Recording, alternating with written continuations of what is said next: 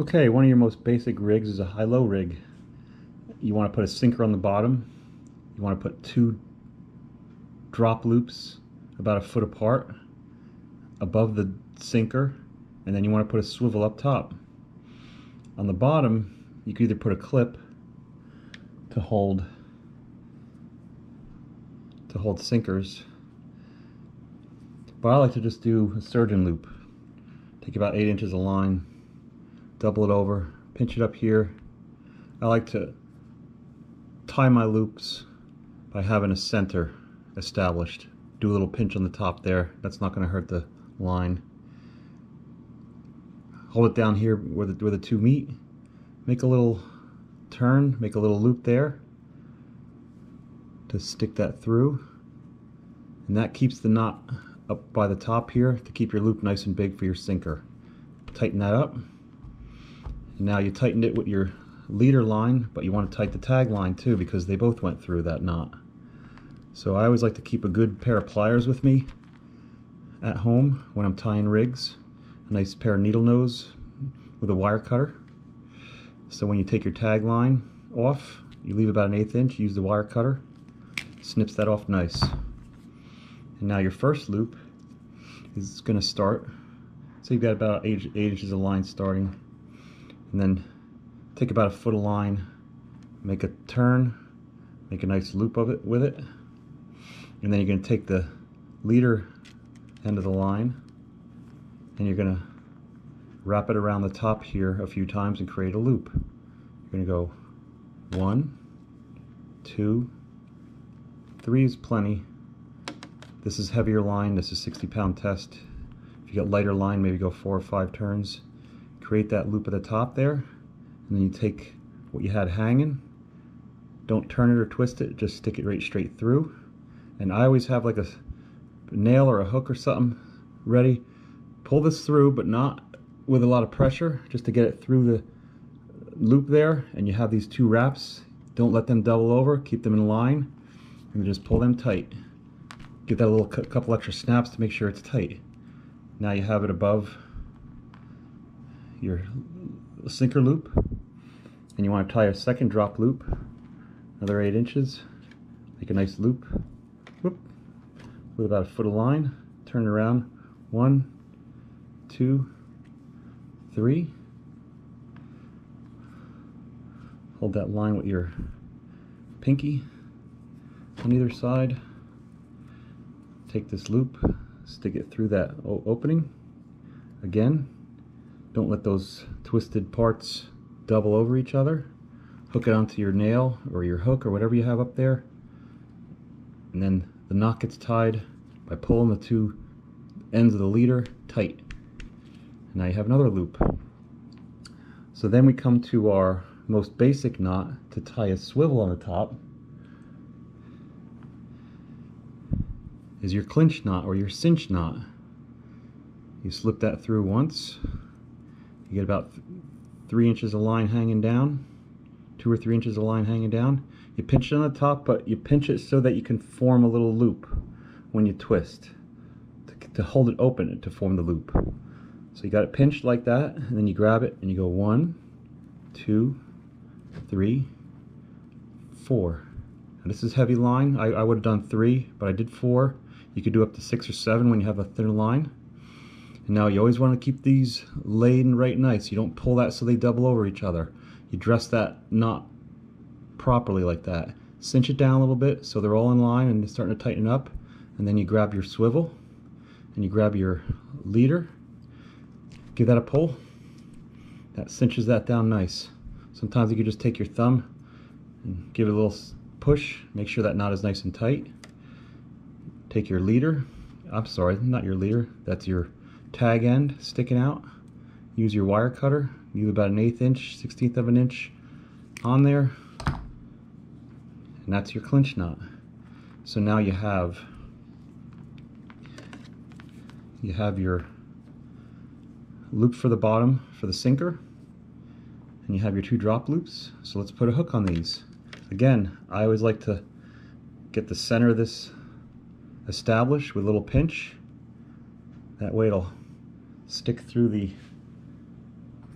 eye of the hook. Now this is going to be, this rig is going to be for fishing chunk for stripers, so I have to use a circle hook. And I like to use the straight shank circle hook when I'm doing on drop loops, because I'll show you why. When I stick it through, I'm not going to stick it through the back, I'm going to stick it through the front here.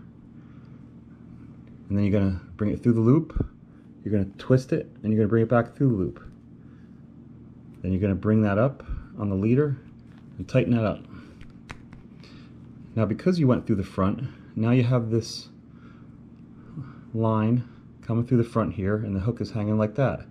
That way when you hook the fish, this will always cause the hook to be forced in this way to bury into the fish's jaw better. If you had it on this way, it would pull like that as it tightens up, and it might not set as nice. This helps it set by pulling it from this part of the hook. So that's the one hook there. And we have another loop up top here. Again, we're going to center it. Establish the center with a pinch. That way it's nice and easy to get through the eyelet. Bring that through. Open up the loop. Bring your hook through. Twist it. Bring your hook through again. Get that up on your leader. Tighten that up. I always like to do a couple good snaps. That tightens it up nice. So there you have your high-low rig. Sinker on the bottom, and your two hooks and your barrel swivel up top. That's great for fishing chunk when you're fishing for stripers. Now this high-low rig is very versatile in that, since we used the 60-pound test for the heavier fish, use a lighter test for when you're fishing for, say, fluke. When you're fishing off the beach for fluke, or even if you're out of your boat. Now I have 20-pound test here. These are 6/0 hooks, which is I like to use for when I'm using gulp. It's a nice long shank on the drop loop. We have the loop on the bottom. We have the first dropper loop with the 6/0 hook midway up. More up higher is the second one, and the barrel swivel here. That way I put a sinker on the bottom, and I got my gulp on this one and my gulp on that one. Same deal. High-low rig, lighter line, different hooks, different fish, same versatile rig. Another way to do this rig, instead of doing a high-low, you can do just a single loop up top when you're bait fishing, if that's what you prefer. So just do the single loop. Now when I do a single loop for fishing for fluke, I do that if I'm going to put a bucktail on the bottom. So now I have 20-pound test line here. I have the loop on the bottom. I have the single dropper loop. Whoops. I have a long dropper loop there. Single dropper loop hanging there. That's got the 6/0 hook on it, and I got my barrel swivel up top. Now on the bottom here, we got this loop that we're going to attach bucktail. I have that pinched. Bring my finger way up top here so it's nice and small. Slip it through the opening. That loop is big enough now that I can just slip the whole bucktail through there and tighten it up. Boom. Now there's my bucktail bottom, my teaser top. I can dress this up with whatever kind of strip I want. I got my gulp up here. Nice long shank, holds the gulp straight. Big enough hook that you're not going to gut hook those fish, and believe me, 6/0 hook is not too big to fish for fluke with. I catch shorts with this. Those fluke's mouths are very big. I get 12, 14-inch fish grabbing onto these things, no problem. The bigger fish, good hook for the bigger fish. So that's another versatile, that's another good use of this type of rig with the drop loop and the loop on the bottom. Another thing you can do with dropper loops is you can create a leader out of the dropper loop, like I did here. This is when I'm fishing for the small Back Bay schoolie stripers. It's a high-low rig. It's a 30-pound test line. I actually put a clip on the bottom instead of a loop because I'm using either pyramid sinkers, and they always have a little ring on the top that you can just clip on with the hook. And like I said, high-low rig. I did 2 dropper loops, but what I did was I cut the loop. I put a nice long loop through here, set it with a nice long dropper loop, and then I cut it and made a leader, and I snelled the hook on the end, and I put a float on there. That's for using bloodworms or even small pieces of clam. Those long pieces of leader are nice because you have those small schoolies that'll grab at that, and they'll try to get that in their mouth as far as they can before they swim away. And then this floats around nice. It's more natural looking to the fish, and I do very well with this rig in the early season when I'm fishing Back Bay for schoolie stripers. So there you go, another way of using the high-low rig with the 2 dropper loops. But like I said, this one I don't use the heavier sinkers, so I'll put the clip on the bottom, and then I make leaders out of the 2 dropper loops, and then the barrel swivel up top.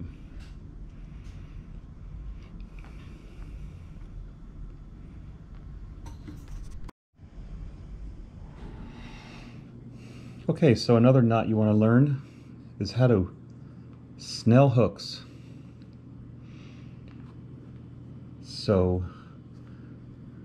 for making a fish finder rig, I'll just put a length of leader onto the end of the line that already has the fish finder slider on the line above the clip, and then attached to the clip I'll run a 6 or 8 inch leader. For my, usually bunker head is what I use the fish finder rig for, but you could also do chunk with fish finder rigs. So I'll take my hook. When I'm doing when I'm snelling hooks, I like to get the bent where the eyelet is bent over on an angle. You buy them like that, of course. This is a 9/0 circle hook. So what I'll do is slip the line through that opening, through that eyelet, pull about a foot of line, well, about 8 inches of line, make a loop, and then pinch it up by the eyelet here. And you have some of that tag end along the shaft of the hook. And then what you want to do is, this part of the loop, you're going to wrap around the shaft and around these 2 pieces of line about 5 or 6 times. And in order to do that, I put 2 fingers in that loop, and I use my index finger to make the wrap. Sometimes you can pull a little bit more line through to work easier, because you're going to end up pulling all that line back through. So that's not a waste, that just makes you work better, work easier. So I'll stick the 2 fingers through the loop, use my index finger to guide this part of the loop around the shaft and around the 2 lines. You do that, you pull that, keep that tight, always keep it tight. Start as close to your fingers as you can with the first wrap, and then you bring it down, and you have to continue to wrap it around. So what I'll do is I'll turn the fingers and grab that line again. Second wrap, and always very, very tight, right next to the first wrap. 2, 3, 4, 5, 6, keeping it tight. Now you can see how close together all those wraps are, and I'm still holding tight though. Even though I took my index finger out, I still got my middle finger in and I'm holding it tight. And I'm going to grab those wraps to make sure they don't scooch open. Let go of the top of the line here, and you have that leader, that tag end, and you have a little loop that was formed. So you're going to pull that loop tight, and you're going to keep this all pinched, and you're going to keep this tight. You don't want to let go of that because that'll spin as you let it go. So then you're going to bring this up, let go of that loop, and pull that tight. until it doesn't pull anymore. And in order to tighten the loop out, the knot out, always grab those pliers that you have handy, grab that tag end, give it a good pinch, grab the leader end, give it a couple snaps, make sure that knot is nice and tight. Now there are different ways to tie to snell knots, the snell hooks, but this I find the most effective because even as the line loosens up, it's not going to loosen up the knot. So then you bring that knot up tight to the eyelet, and then you have all that tag end hanging, and again you cut that with your wire cutter, leave about 1/8 of an inch on there, boom, done. Now you have a snelled hook, very strong, very, very strong. With the lighter line, like I got this wrapped 5-6 times, you can wrap this 6, 7, 8 times if you want. But as long as you got it down around 5 or 6 times, that's a good tight knot. And now to complete the rig, this is a pretty long length of leader. When I do fish finder leaders, I usually don't do any longer than 6 inch, but that's the way I do it, because I'm mostly fishing with bunkerhead and they don't spin around as much. I'll find with the longer lengths, it'll allow the current to push your bait around, and I find that ends up wrapping onto the leader line and maybe around the sinker sometimes. So I'll always end up using about sometimes even 4-5 inches of leader. But there are different applications for the fish finder rig where people would want to have a longer leader. So that's up to you. That was just my personal preference. So on the top of that, of course, barrel swivel, clinch knot, cinch knot, whatever you call it. About 4 inches of line. Pinch it to keep a loop as you wrap. 1, 2, 3, 4. Like I said, I got a nice heavy line here. This is 60-pound test, so 4 turns is good. Bring that through that loop on the bottom there. Keep all these wraps lined up nice. Snug it down a little bit, not too tight. And then you grab your barrel swivel, wrap this around your finger, get a good yank on there, and that tightens it up nice. Cinch it down with your thumbnail if you need to. Grab it with your wire cutters, about 1/8 inch of leader left in case that loosens up a little bit. It gets pulled tighter sometimes with a heavy fish, and if you don't have enough leader there, that could slip through there and open up that knot. So there you go. You have a nicely snelled hook on a nice length of leader with a clinch knot on the top for the barrel swivel. And that's about your basic knots that you need to know for tying rigs. Now those were your basic knots if you're tying monofilament line. Now one of the most important knots to learn is when you're tying anything with braided line is the Palomar knot. Because with braided line, tying a clinch knot with only a few turns like that, the braided line won't sink into itself like monofilament will when a line is tightened. With the monofilament, it has a little bit of give, has a little bit of flex. When a line tightens, when a knot tightens on monofilament line, it kind of sinks into itself. And in that way, the knot won't slip out as easy. Basically, the knot stays very well with the monofilament line. Now with braided line, it doesn't have that ability to be flexible, stretch, and be compressed when a knot is tied with it. So you need the knot to be more substantial. The Palomar knot goes like this. Get a good amount of line here, double it over. Okay, you got a good 5-6 inches here of doubled over line. Just grab it with your pinky here, up by the top, to just hang on to the line, and now you have these fingers free to tie with. Get the center of that knot, get the center of that loop established. Grab your clip or your barrel swivel or wherever you're going to tie to it. In this case, I'm doing a tactical clip on the end. Slip that through the top of the tactical clip. Just do your basic loop knot, single loop knot,